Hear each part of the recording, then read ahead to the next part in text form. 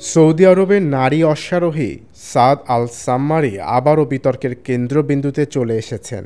সম্প্রতি তিনি একটি ফার্মেসির ভেতরে ঘোড়া নিয়ে প্রবেশ করে আলোচনায় আসার পর এবার একটি পোশাকের দোকানে একই কাণ্ড ঘটিয়েছেন।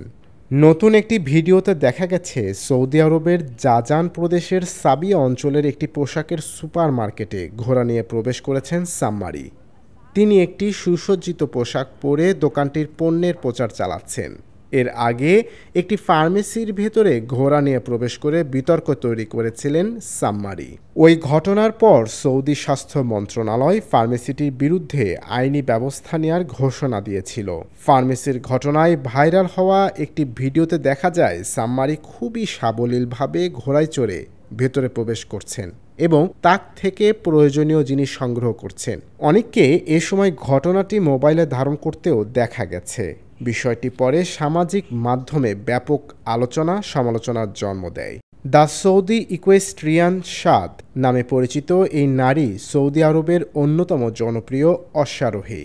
ঘোড়ায় চড়ার দক্ষতা ও আত্মবিশ্বাসের জন্য তিনি ব্যাপকভাবে প্রশংসিত এবং সামাজিক যোগাযোগ মাধ্যমে তার বিপুল সংখ্যক অনুসারী রয়েছে। অনেক ভক্ত সাম্মারিকে সৌদি নারীদের জন্য অনুপ্রেরণার প্রতীক হিসেবে দেখেন।